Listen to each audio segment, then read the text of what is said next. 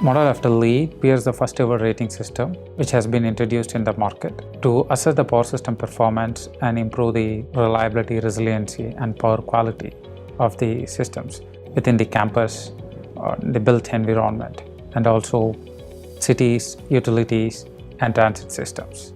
When we look at the energy piece, in the LEED Green Building Rating System, we are more concerned about how energy is used efficiently inside the building. But energy has a much larger connotation in terms of from where it is getting generated, from how it is coming inside the building, how it is getting used.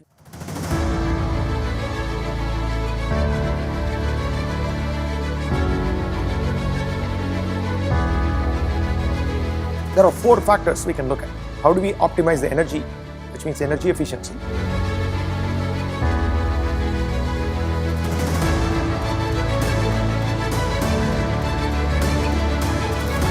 Second, how do you make that reliable, which means you are always able to get the power that you need.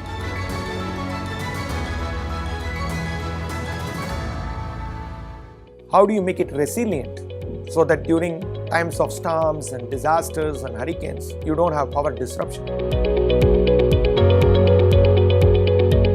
And last but not the least, how can customers really be dependent and have the satisfaction that the power that they receive is always available to them when they need it? So PEER has the advantage that it helps you to design energy infrastructure in a way that it is not only efficient, environmentally, but it is reliable, resilient, and you are also ensured that all the critical infrastructure will not be devoid of power at any point in time. So PEER is a system that evaluates the energy system more holistically, and it's a certification program particularly for energy infrastructure. Any projects that is planning to have a significant energy consumption, I would recommend PEER just because they have a large amount of infrastructure to be put up in place and they need to operate on their day-to-day mode with seamless integration and operations. We cannot just look at buildings in isolation. You have to look at the power that is going into the buildings, because a building is as green as the power that is coming into it.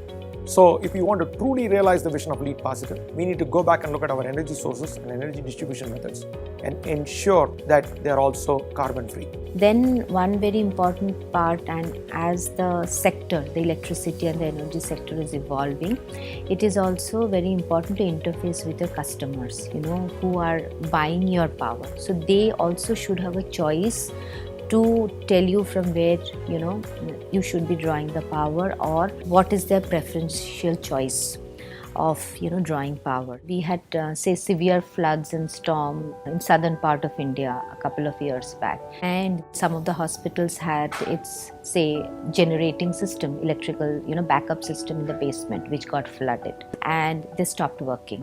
So hundreds of lives were lost in the ICUs. Children's lost their lives.